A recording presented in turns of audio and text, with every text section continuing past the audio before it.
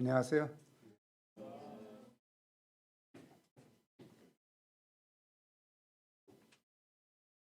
하나님께서 아름다운 말씀들을 계속 주셔서 감사합니다. 우리가 오늘 말씀을 통해서도 은혜를 충만히 받을 수 있기를 기도합니다. 우리 21절 말씀 함께 읽죠.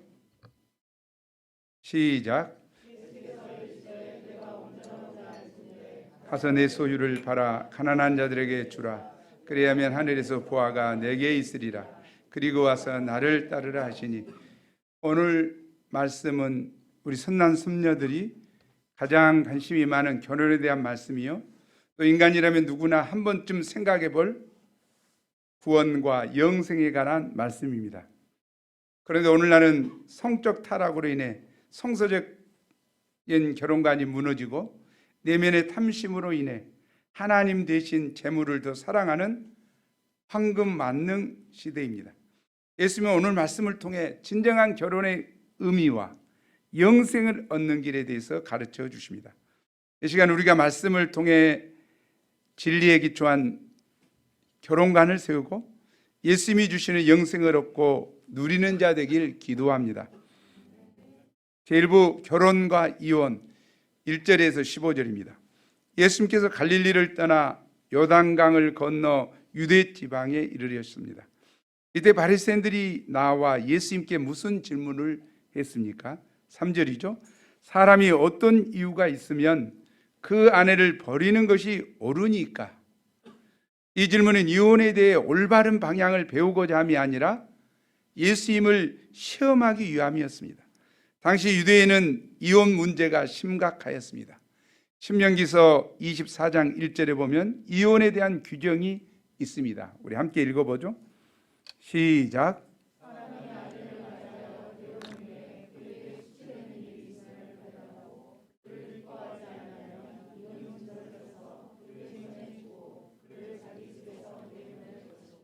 여기서 수치되는 일이 무엇인가에 따라 유대 랍비들이 각각 다르게 해석했습니다.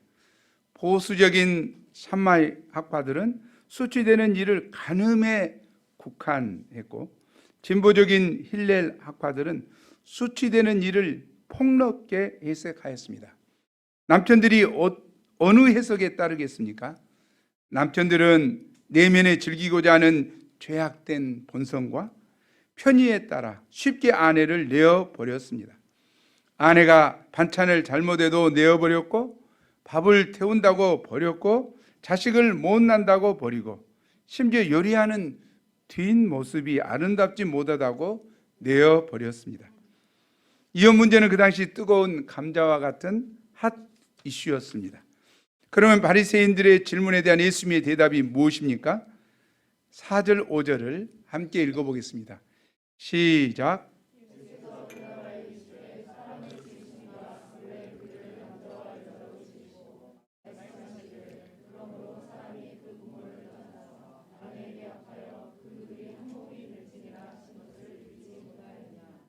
예수님은 이혼에 대해 답하시기 전에 먼저 성경이 말씀하고 있는 결혼 진리에 대해서 말씀하셨습니다. 예수님께서 말씀하시는 결혼의 진정한 의미가 무엇입니까? 첫째로, 결혼은 하나님께서 만드신 신적 제도입니다. 결혼은 사람이 고안해서 만들거나 사회생활을 하면서 저절로 형성된 제도가 아닙니다. 태초부터 하나님께서 인간을 지으시고 그 인간을 축복하기 위해서 특별히 만든 제도입니다. 그러므로 결혼은 그 자체로 고귀하고 신성한 것입니다. 또한 결혼의 주권자는 하나님이십니다. 6절에 보면 결혼한 남녀를 하나님이 짝 주어 주신 것이라고 말씀하고 있습니다. 우리나라에서도 천생배필, 천생연분이라는 말이 있습니다. 이처럼 남녀가 하나님의 인도하심을 따라 가정을 이루는 것이 결혼입니다. 그런데 요즘은 이런 당연한 진리가 파괴되는 시대입니다. 남자가 남자와 더불어 가정을 이루고 여자가 여자와 더불어 가정을 이루는 것도 결혼이라고 말하는 사람도 있습니다. 세계 곳곳에서 동성애자와 성전환자의 결혼이 합법화되고 있는 게 현실입니다. 그러나 여러분, 결혼은 남자와 여자가 하는 것입니다. 우리가 결혼은 하나님이 제정하신 신적인 제도임을 알고 분명한 성서적 결혼관을 가져야겠습니다. 둘째로, 결혼은 부모를 떠나 한 몸을 이루는 것입니다. 하나님은 에덴 동산에서 아담과 하와의 결혼을 주례하시면서 말씀하셨습니다. 사람이 그 부모를 떠나 아내에게 합하여 그 둘이 한 몸이 될지니라. 결혼은 부모를 떠남으로 시작됩니다. 부모를 떠난다는 것은 부모와 남남이 되라는 말이 아닙니다. 부모의 영향력을 벗어나 자립하라는 말입니다. 부모를 떠나 물질적인 자립, 정신적인 자립, 영적인 자립을 이루는 것입니다. 결혼을 하고 나서도 항상 부모님께 손 벌리고 뭐 가져갈 것 없다냐 하며 부모 집에서 있는 것 없는 것 다 챙겨오는 자는 좀 문제가 있습니다. 부모를 떠난 다음에는 어떻게 해야 합니까? 남편은 아내와 합하여, 아내는 남편과 합하여 하나가 되어야 합니다. 여기 합하여란 악어로 꽉 붙여 놓아 서로 뗄래야 뗄 수 없이 하나 된 것을 말합니다. 한 몸이 되는 것은 육체적으로 한 몸이 되는 것뿐 아니라 정신적, 영적으로 하나 되는 것입니다. 화성에서 온 남자, 금성에서 온 여자가 지구에서 함께 사는 것이 결혼이라는 말이 있습니다. 이는 남자와 여자가 그만큼 다르다는 것입니다. 다른 성, 다른 기질을 가지고 태어나 30년간 다른 환경에서 성장하였으니 얼마나 다르겠습니까? 다른 게 당연하죠. 그런데 이 다른 둘이 결혼하여 서로 보완하고 도와가며 조화를 이루어 하나가 됩니다. 이 얼마나 신비한 일입니까? 이처럼 가정은 한 몸과 같은 친밀한 사랑의 공동체요, 하나님께서 주신 작은 천국이라고 할 수 있습니다. 먼저 창세기 말씀에 기초한 결혼의 진리에 대해서 말씀하신 예수님은 이제 이혼에 대해서 어떤 말씀을 하십니까? 우리 6절 말씀을 함께 읽어보죠. 시작.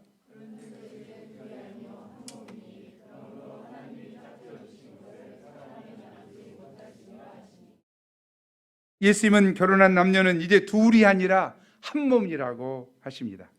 한 몸, 원 플래시. 한 몸은 나눌 수 없습니다. 나누게 되면 몸이 찢어지는 아픔과 고통을 겪게 됩니다. 그러므로 우리 신자들은 이혼이라는 단어는 입 밖에도 내지 말고 꿈속에서라도 생각지 말아야 합니다. 이혼은 하나님의 주권에 대한 심각한 도전이요 죄입니다. 예수님은 하나님이 짝지어 주신 것을 사람이 나누지 못할지니라고 엄하게 말씀하십니다. 그러자 바리새인들이 반발하며 말했습니다. 7절이죠. 여짜오되 그러면 어찌하여 모세는 이혼 증서를 주어서 버리라 명하였나이까? 이에 대해 예수님은 본래는 그렇지 않는데, 본래는 그렇지 않는데 모세가 백성들의 마음의 완악함을 인하여 이혼 증서 제도를 만들었다고 말씀하셨습니다. 모세는 어쩔 수 없이 이혼을 허락하였지 이혼하도록 명하지 않았다는 것입니다. 모세 당시 이스라엘 백성들은 애굽의 노예 생활에 젖어 감정적이고 육신적이었습니다. 그들은 여자들을 정욕의 대상이나 노예와 같이 소유물처럼 취급하고 마음에 들지 않으면 소유물을 버리듯이 내어 버렸습니다. 모세는 이런 무책임한 남자들로부터 연약한 여자의 권리를 보호하고 이혼을 방지하기 위해서 여인에게서 수치되는 일이 발견될 때만 이혼 증서를 써주라고 했습니다. 이혼 증서를 써주면서 생각을 많이 했겠죠. 꼭 해야 되는가 다시 한번 고려하고 생각하면서 이혼하지 않도록 하는 것이죠. 그래서 예수님은 다시 한번 말씀하셨습니다. 엄하게. 우리 9절 말씀을 함께 읽죠. 시작.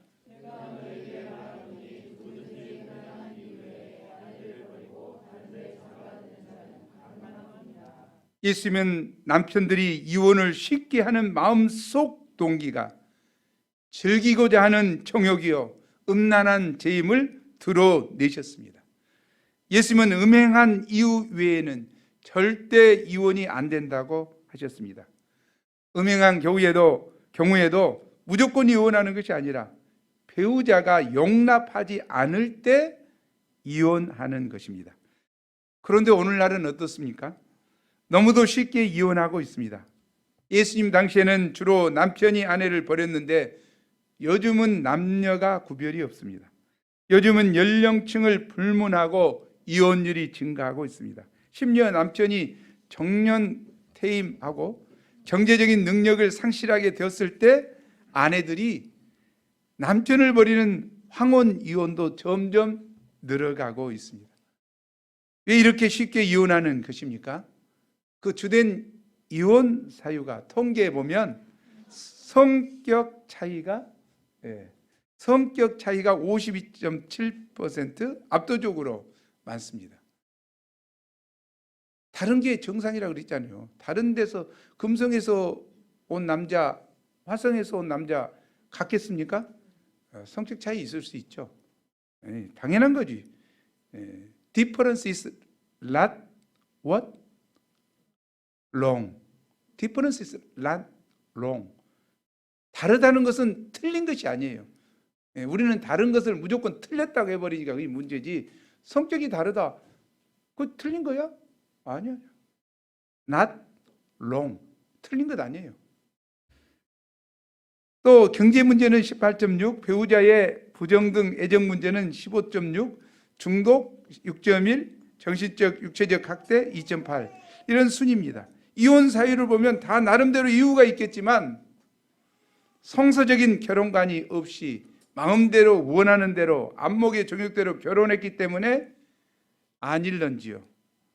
사람들은 자신들이 원해서 결혼했기 때문에 원하지 않으면 언제든지 헤어질 수 있다고 생각합니다. 하지만 그 대가는 너무나 크고 치명적입니다. 이혼하는 것은 한 몸을 억지로 나누는 것입니다. 이혼할 때 부부간에 겪는 상실감과 아픔과 좌절, 자녀들이 받은 상처와 고통은 치유하기 힘들 정도라고 합니다. 심지어 젊은 부부들이 이혼할 경우 그 자녀를 서로 양육하지 않고자 과원에 보내는 경우도 있습니다. 이들이 받는 상처를 누가 치료할 수 있겠습니까? 이혼은 무 자르듯 그렇게 단순한 것이 아닙니다. 한 몸을 나누는 파괴 행위요, 하나님을 거스리는 폐역 행위입니다. 그러므로 음행한 이유 외에는 절대 이혼은 안 된다고 하십니다. 아멘. 예수님의 말씀을 들은 제자들은 사람이 아내에게 그릇처럼 해야 한다면 장가들지 않는 것이 좋겠다고 했습니다. 참. 그들은 결혼에 대한 자기 나름대로의 꿈이 있었습니다. 결혼을 했는데 상대방이 마음에 안 들 경우 일생 이혼도 못하고 살 바에는 차라리 결혼하지 않는 것이 좋겠다고 생각했습니다. 제자들의 마음도 제약된 그 시대의 영향을 받아 부패하였고 육신의 정욕을 위해 이혼할 자유를 추구하는 것이 죄악임을 알지 못했습니다. 예수님이 이런 그들에게 독신으로 사는 것도 마음대로 할 수 없고 하나님의 뜻이 있어야 한다고 말씀하십니다. 그때 사람들이 예수님께 안수하고 기도해 주심을 바라고 어린아이들을 데리고 왔습니다. 이는 어린아이들이 예수님의 축복을 받기 바라는 부모의 마음 때문이었습니다. 그런데 제자들이 그들을 꾸짖었습니다. 애들은 가라.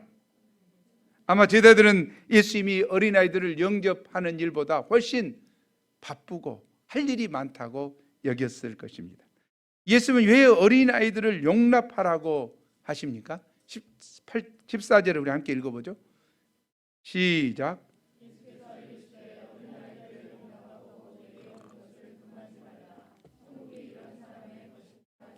바로 천국이 이런 어린아이들과 같은 사람들의 것이기 때문입니다. 천국이 왜 어린아이들과 같은 사람들의 것일까요? 어린아이들은 순수하며 단순합니다. 가르쳐주는 진리를 잘 영접하고 순종합니다. 어린아이들은 어른들처럼 이혼할까 말까, 음행할까 말까 등으로 갈등하지 않습니다. 주님의 말씀을 의심하지 않고 그대로 받아들이며 겸손하게 배우고 순종합니다. 천국은 바로 이런 어린아이와 같은 자들의 것입니다.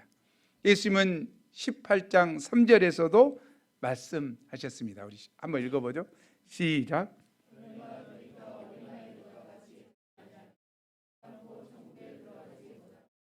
너희가 돌이켜 change 바꾸라는 거죠. 마음을 바꾸라.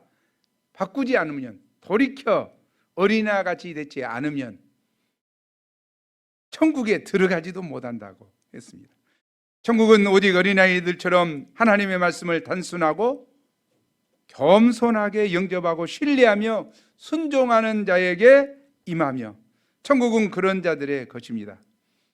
마찬가지로 남편과 아내가 감정과 정욕을 부인하고 겸손히 주님의 말씀을 따라 한 몸을 이루기 위해 분명한 방향을 정할 때 천국이 그 가정에 임하기 시작합니다.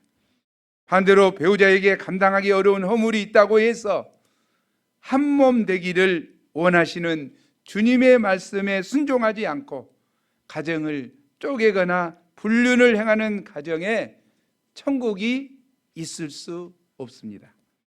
이혼할까 말까 고뇌하기보다 겸손히 어떻게 하면 한 몸 이루어 서로 사랑할까 방향 잡고 힘쓰면 하나님께서 이를 기뻐하시고 천국의 행복을 쏟아 부어 주실 것입니다. 아멘. 하나님께서 우리 유배부 공동체에 주신 유대한 축복 가운데 하나는 바로 믿음의 결혼입니다.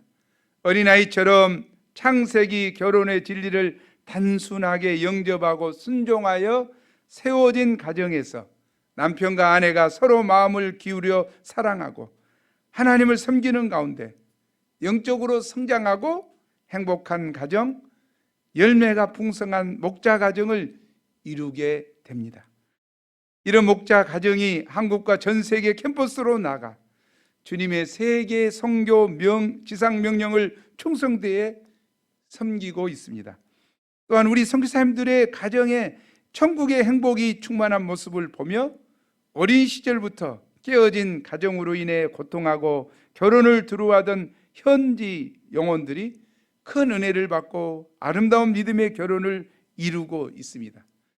우리 모임이 계속해서 인간 조건과 정욕과 감정을 기초로 결혼과 이혼을 반복하는 폐역한 세상의 결혼관에 오염되지 말아야겠습니다.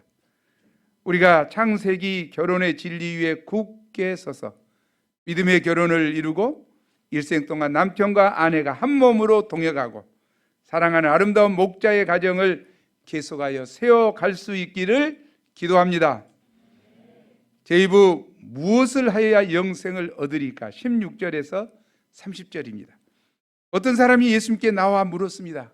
선생님이요, 내가 무슨 선한 일을 하여야 영생을 얻으리까? 이 사람은 22절에 보면 부자 청년이요, 누가복음에 보면 관원이었습니다. 여기 관원은 단순한 공무원이 아니라 사내들인 공의 회원으로 고위 계층 관원이었습니다. 이 청년은 정말 대단한 사람입니다.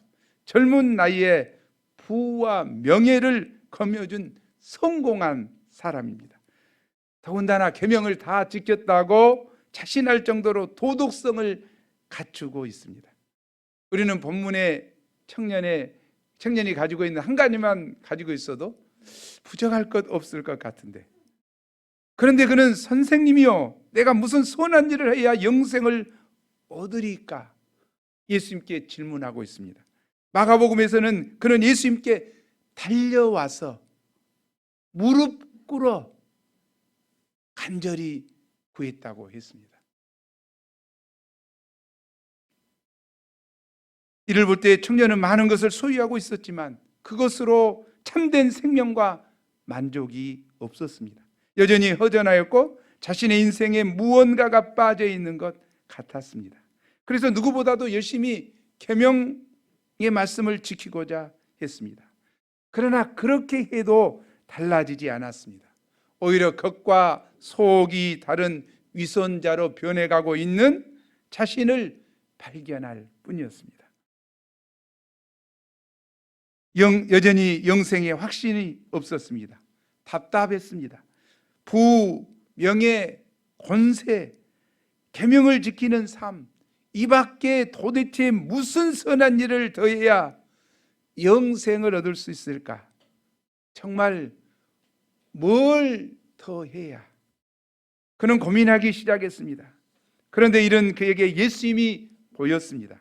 예수님은 자신이 가지고 있는 부와 명예가 없지만 자신이 간절히 찾고 원하는 영생을 소유하고 있는 것 같았습니다. 예수님에게서는 생명력이 느껴졌고 항상 예수님은 기쁨과 평강을 누리고 계셨습니다. 예수님은 영생 얻는 길에 대해서 아실 것 같았습니다. 그래서 청년은 예수님께 나와 선생님이여, 내가 무엇을 하여야, 무슨 선한 일을 하여야 영생을 얻으리까? 질문했습니다. 영생, 곧 천국은 어떻게 얻을 수 있습니까? 우리 시베프 어린이들에게 물어보면 답을 금방 알 수 있습니다. 천국은 예수님을 믿음으로 갈 수 있습니다. 아멘. 천국은 믿음으로 가는 것이요, 하나님의 은혜로 가는 것입니다. 그의 질문에 대해 예수님은 무엇이라고 대답했습니까? 17절 말씀 우리 함께 읽어보죠. 우리도 궁금하잖아요. 한번 읽어보죠. 시작.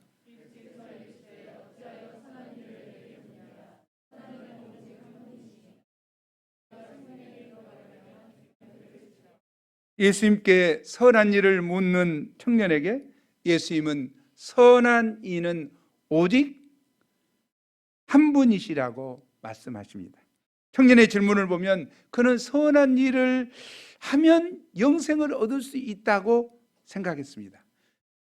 사실 청년뿐만 아니라 대부분의 사람들이 이렇게 생각합니다.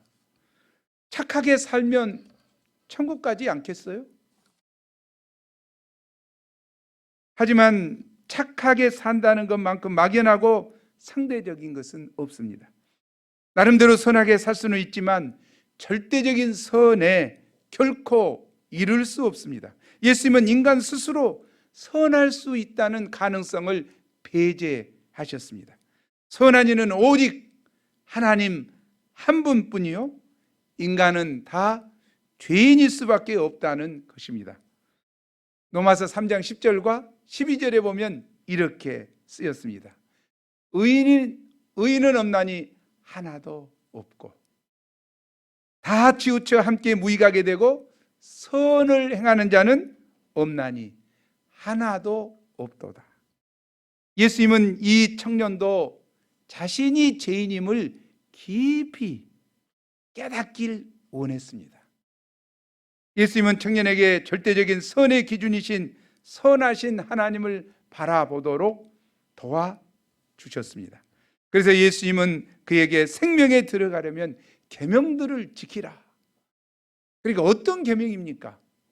그렇게 말할 때 살인하지 말라, 간음하지 말라, 도둑질하지 말라, 거짓 증언하지 말라, 내 부모를 공경하라. 5계명에서부터 10계명까지 즉 이웃에 대한 계명을 말씀하셨습니다. 그리고 결론으로 내 이웃을 내 자신과 같이 사랑하라 말씀하셨습니다. 이에 대한 청년의 반응이 어떠합니까? 20절을 보십시오. 그는 이 모든 것을 내가 지키었사온데 아직도 무엇이 부족하니까? 마가복음에서는 한마디 더 붙였습니다.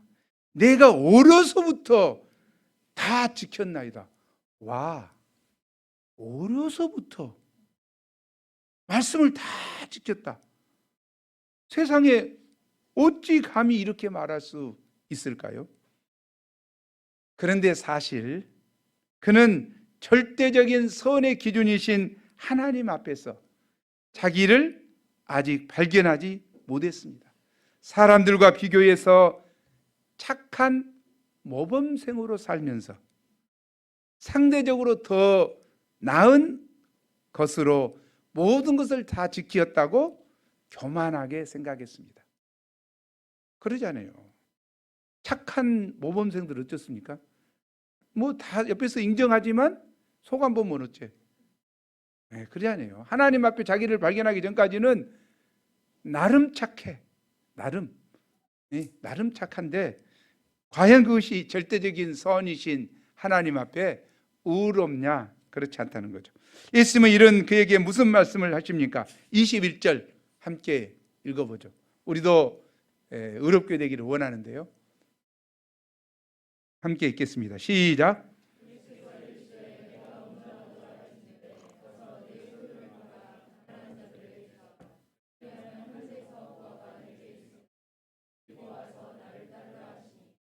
예수께서 청년에게 왜 이런 말씀을 하셨을까요? 첫째로 계명의 정신을 지키도록 하셨습니다.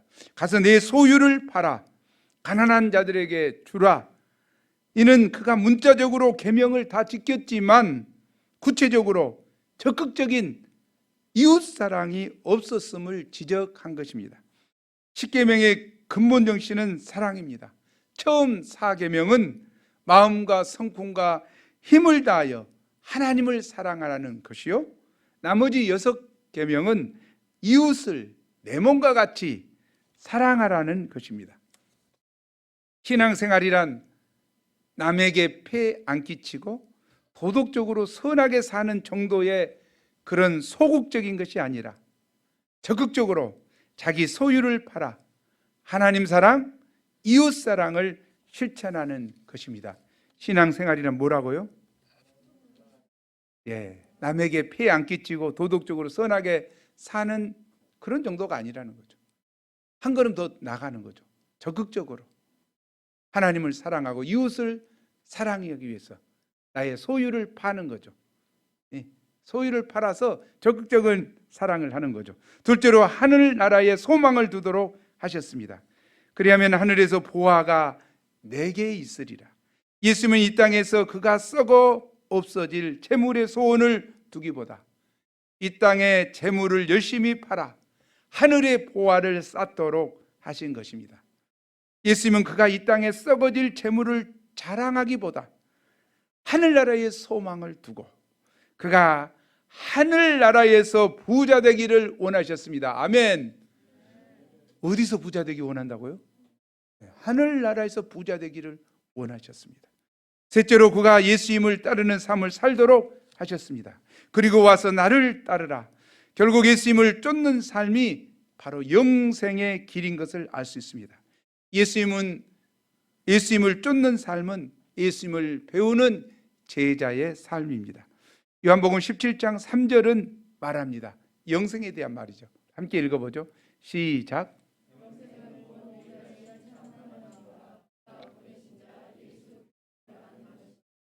결국 예수님은 그가 재물을 팔아 가난한 자들에게 주고 하늘나라의 보화를 사모하며 살게 하신 목적은 그가 이 땅에서 예수님을 인생의 목적으로 삼고 살아가도록 하기 위한 것임을 알 수 있습니다.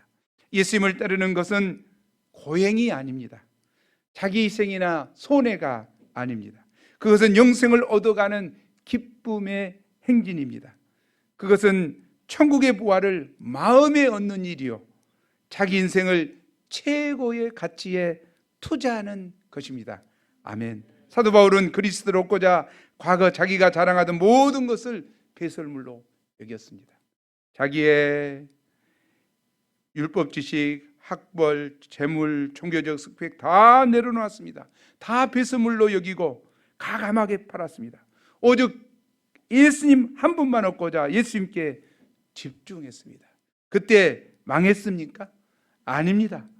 세상 어디에서도 맛보지 못한 하늘 부활을 얻게 되었습니다. 그는 소아시아와 유럽 대륙을 넘나들며 수많은 교회들을 개척했고 죽어가는 수많은 양들을 돕고 키우고 세웠습니다. 이렇게 그는 예수님을 최고의 보화로 여겼습니다. 그리고 밭의 감주인 보화를 발견한 농부처럼 모든 소유를 다 팔아 보화 대신 예수님을 샀습니다. 참으로 예수님은 그리스도시요 살아계신 하나님의 아들이십니다. 천지를 창조하신 하나님의 본체가 되십니다. 예수님은 길이요 진리요 생명이신 분이시요 사람이 하나님 나라 가는데 예수님을 통하지 않고서는 결코 갈 수 없습니다. 예수님은 은혜와 진리가 충만하신 분이십니다. 예수님 안에는 모든 지혜와 지식의 보화가 담겨 있습니다. 이 예수님이야말로 인생이 가장 바라고 바라야 할 천국의 보화요 생명이 되십니다. 아멘. 예수님은 부자 청년에게 영생을 얻는 길을 분명히 제시해 주셨습니다. 그러나 그의 반응이 어떠했습니까? 영생 얻는 길을 알고 싶었는데, 그렇게 뛰어왔는데, 무릎을 꿇고 구했는데. 22절 함께 읽겠습니다. 시작.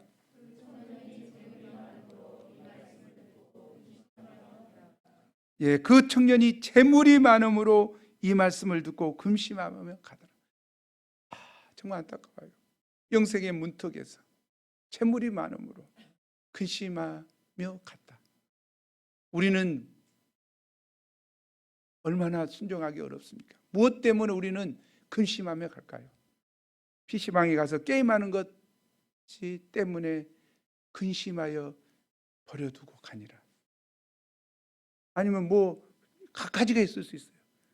취직해야 되니까, 아니면 뭐 해야 되니까, 뭐 이렇게 갖가지 있을 수 있어요. 자기 저마다의 정말 소중하게 여기는 것도 있죠.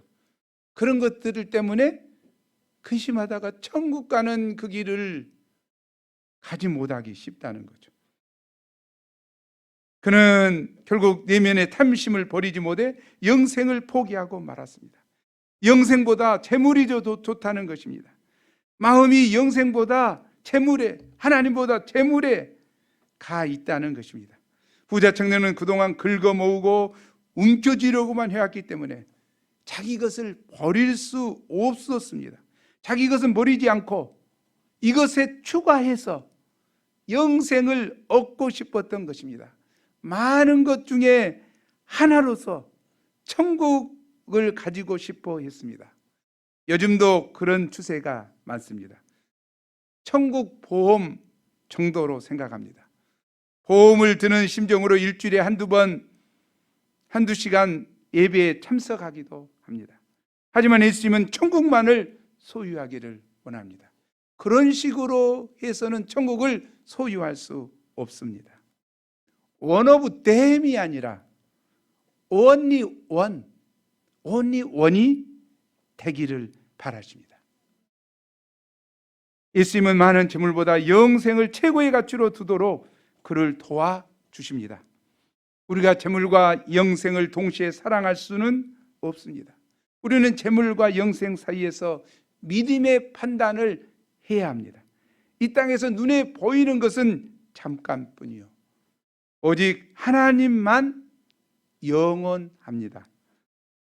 유토피아로 유명한 토마스 모가 신앙 문제로 런던 탑 감옥에 갇혀 있을 때 그의 아내와 자식들은 왕인 헨리 8세에게 항복하라고 그를 졸랐습니다. 우리는 아직도 오랫동안 함께 살 수 있어요. 그런데 왜 당신은 꽃 같은 나이에 당신과 우리 가족에게 가장 비극적인 불행을 가져오려고 하십니까? 이 말을 들은 모는 이렇게 되물었습니다. 당신은 내가 앞으로 얼마나 더 오래 살 수 있으리라고 생각해요? 그의 아내가 최소한 20년은 살 거예요. 그러자 그가 소리쳤습니다. 이 땅에서 20년밖에 안 되는 삶을 위하여 내가 영원한 삶을 포기하고 고통의 날을 내어준다면 그거는 얼마나 어리석은 일이요. 영혼을 잇는 것보다 그 밖에 다른 모든 것을 잃는 것이 오히려 더 좋은 일이요. 온 천하를 얻고도 제 목숨을 잃으면 무엇이 유익하겠소? 우리에게 저마다 귀한 것이 있습니다. 그러나 영생보다 귀한 것은 없습니다. 세상의 모든 것을 얻었다 할지라도 영생을 얻지 못했다면 불행한 인생인 것입니다. 우리가 가장 귀한 영생을 얻고자 우리에게 있는 것을 적극적으로 팔아야겠습니다. 우리가 우리의 시간과 젊음과 물질과 재능을 예수님을 위해서 투자함으로 영생을 소유할 수 있기를 기도합니다. 가수 선과 배우 정혜영 씨 부부는 신실한 크리스찬인데 지금까지 55억을 기부했다고 합니다. 또 하루 10,000원씩 모아서 1년에 365만 원을 어디다 구제할까 기도하면서 이렇게 구제를 한다고 그래요. 근데 지난 2년간은 바퍼 그곳에 했다고 합니다. 우리도 한번 해볼 필요가 있을 것 같아요. 하루에 10,000원 그렇게. 아니면 우리가 엑스 줄일 수도 있죠. 1,000원. 36만 5천 원. 자신의 아들들도 4명이나 되는데 와, 부러워요. 전 세계 900여 명의 아이들을 돕고 있다고 합니다. 그리고 자신들은 정작 전셋집에서 살고 있습니다. 밤샘 작업하여 노래를 녹음하고 새벽 기도에 나가는데 그렇게 기쁠 수가 없다고 말합니다. 그들의 얼굴을 보면 베푸는 삶이 정말 행복이로구나 하는 것을 느낄 수 있습니다. 땅의 보화는 언젠가 없어집니다. 그러나 하늘의 보화는 결코 없어지지 않습니다. 창끝이라는 감동적인 영화에 나오는 내용이죠. 1956년 5명의 미국 휘튼 대학 출신 젊은이들이 아마존 원주민들에게 복음을 전하다가 순교했습니다. 미국 언론은 이 무슨 낭비란 말인가? 유망한 젊은이 5명이 일시에 죽어버렸으니까 안타까워했겠죠. 우리 땅끝 보면 좋을 것 같아요. 안 본 사람들은. 창끝, 땅끝이 아니라 창끝. 네, 창끝. The end of the sphere. 네. 창끝. 무슨 낭비란 말인가 하고 안타까워했는데 그러나 정작 그 5명 중에 한 명 짐 엘리엇은 그 일기장에서 이런 글귀가 발견됐다고 합니다. 영원한 것을 위해 영원하지 않는 것을 버리는 것은 어리석은 것이 아니다. 그 일기장에 우리 한번 읽어보죠. 시작.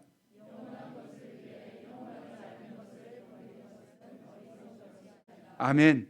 그들은 이 땅에서 소중한 목숨을 잃었지만 하늘의 보화를 얻었습니다.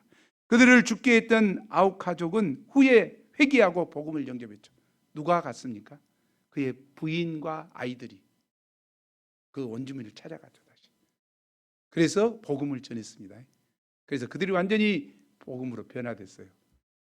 얼마나 그 부인이 그러겠습니까? 그 아름다운 이야기예요. 부인이 원수 같은 그들을 찾아가서 복음을 끝까지 전하는, 예수님의 사랑을 실천하는 정말 아름다운 일이죠. 우리 목자님들도 그런 삶을 살고 있습니다. 아무런 것도 관계가 없지만 없는 물질을 쪼개서 양들을 섬기고 헌금을 합니다. 황금과 같은 시간을 쪼개서 소감을 쓰고 전도하고 양들을 돕습니다. 이런 헌신으로 죽어가는 양들이 살아납니다. 죄로 인해 새카만 양들이 얼굴이 환해져서 찬양도 하고 소감 발표도 할 때 그 기쁨을 이루 말할 수 없습니다.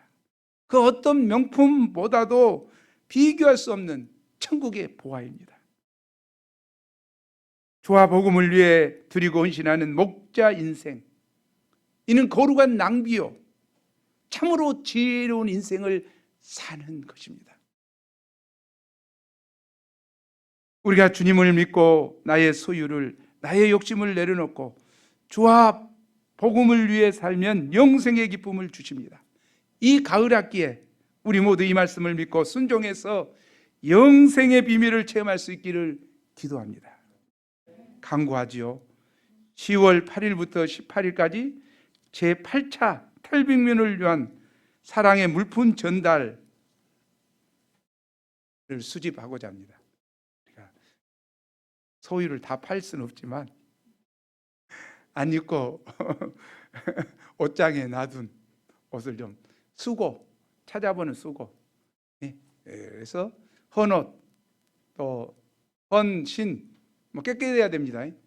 다 버릴 것, 쓰레기에다 버릴 것 같다, 왜 버려야 되겠다, 이거 안 돼. 깨끗하게 해야 됩니다. 또 더러운 것은 깨끗하게 빨아가지고 헌옷 하면 좋겠습니다. 또 생필품, 또 물질, 이렇게 해도 탈북민들에게 주어질 것입니다. 우리 22절 말씀 읽고 마치죠. 시작. 예수께서 이르시되 내가 온전하고자 할진대 가서 내 소유를 팔아 가난한 자들에게 주라. 그래야면 하늘에서 보화가 내게 있으리라. 그리고 와서 나를 따르라 하시니. 하나님 아버지, 귀한 말씀을 주셔서 감사합니다. 성도덕이 문란한 이 시대에 결혼의 진리를 가르쳐 주셔서 감사합니다. 이 말씀에 겸손히 영접하고 내 생각을 내려놓고 순종함으로 저희 가정이 천국이 되게 도와주옵소서. 또 하나님 아버지, 참 영생을 원하는 이 부자 청년에게 말씀하신 대로 가서 내 소유를 팔아 가난한 자들에게 나누어 주라. 그리고 하늘의 보화가 있으리라. 그리고 내게 와서 따르라고 하신 말씀이 적극적인 사랑을 실천하며 또 하늘의 소망을 가지며 거룩한 인생을 살기를 원하시는 예수님의 소원을 영접합니다. 하나님, 저희가 탐욕이 우상입니다. 저희가 욕심이 가득 차 있습니다. 하나님, 회개하게 도와주시고 정말 소유를 팔아 나눌 수 있는 자들에게 나누는 거룩한 즐거움을, 천국의 기쁨을 저희 가운데 허락해 주옵소서. 주님, 저희를 도와주세요. 저의 심령을 주장하여 주세요. 천국의 보화를 바라볼 수 있는 은혜를 허락해 주옵소서. 감사합니다. 감사하고 예수 이름으로 기도합니다.